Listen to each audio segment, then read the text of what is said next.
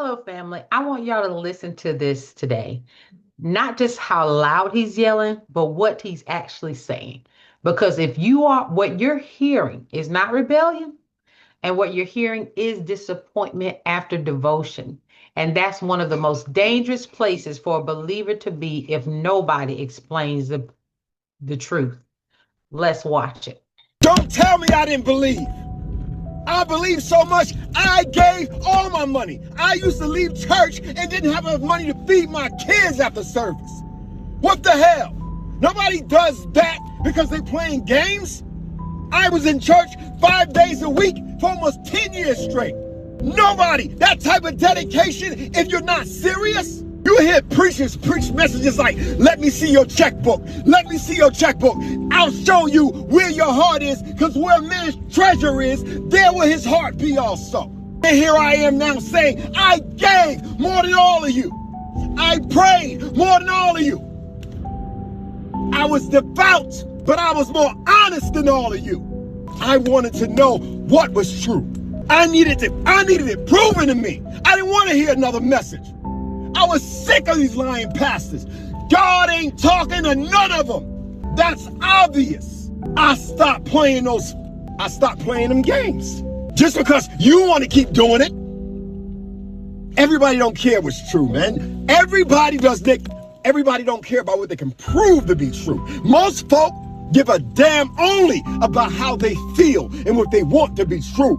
Now, he said something that hit me deeply. He said, and the reason why I even wanted to do this video, because I can resonate with it.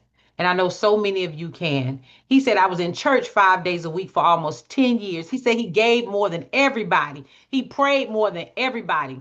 And he said, and now I'm here broke, angry, and disillusioned. People of God, let me say this carefully. Church attendance is not the same as intimacy with God. Giving is not proof of the truth. Dedication to a system is not the same as a relationship with the Lord. So many of us get that mixed up and twisted. And when those things get confused, people don't just leave church, they start questioning God. And this is what he's doing. This is where a lot of believers fall. We start equating church activity with God's approval. We start giving money and spiritual equals thinking it's spiritual security. We start serving nonstop, thinking it's righteousness. I did that myself. But Jesus never said, come to church and I'll give you rest. He said, come unto me. Matthew 11:28. But when people put their faith in church systems instead of Christ, y'all, disappointment is inevitable. Because churches are run by people and people fail. He even referenced the scripture, where a man's treasure is, there his heart will be also. Let me say this plainly. God does not require your children to suffer so a church can prosper. Any teaching that glorifies neglect in the name of faith is not biblical. Provision is part of God's covenant, and we must understand that. So if you're giving and you don't have, now it's different when you having faith for something. But when you're giving out of compulsion, out of feeling like you have to, that's not biblical. What you're seeing is not just anger. It's a soul that feels used, manipulated, and spiritually betrayed. He was screaming. He wanted to know the truth. He wanted to know the truth. What happens when you go to church and you can't get the truth? And when you feel spiritually betrayed, that opened doors. It opened doors to offense, bitterness, disillusionment, distrust of authority, even unbelief if it's not addressed correctly. And y'all, those are spirits that will attach to you. This is why deliverance ministry matters, because people don't just need demons cast out, y'all. They need lies uprooted for real and healing. Here is where many of us, including myself at one point, have to be honest. Sometimes we expect pastors, prophets, and churches to be what only God can be. And I'm saying that's not totally our fault. Not totally. But that's because we want to go to church and we expect the pastors to give us what we need to get to God. And it's an expectation, and we should be able to, right? But in a lot of instances, we go to church and the pastors are not giving us God. They're giving us their opinion and what they know. And sometimes they don't know the full truth. And that can be the problem. So we look to leaders for validation. We look for pulpits for identity. We look to churches for affirmation. And when they fail, it feel like God has failed. But he did it.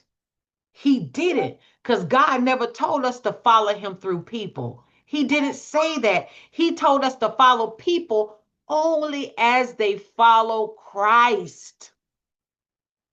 This doesn't need to be mocked. He doesn't need to be silenced. He needs truth, healing, and redirection. Because when the believer wakes up without understanding, y'all, they can either walk into freedom or fall into deception. So let me say this to anyone watching who feels like this man or who has felt like him. If church hurt you, God did not. If leaders failed you, God did not. If systems disappointed you, God did not. But God will heal you if you let him separate truth from tradition, religion, relationship from religion, faith from manipulation. Let me say this to anyone watching who feels like this man or who has felt like this man. If church has hurt you, God did not. If leaders have failed you, we must understand that God did not. If systems disappointed you, God did not. But God will heal you if you let him separate truth from tradition, relationship from religion, faith from manipulation. And if you're in a place where you're questioning everything, don't walk away from God. Walk towards him.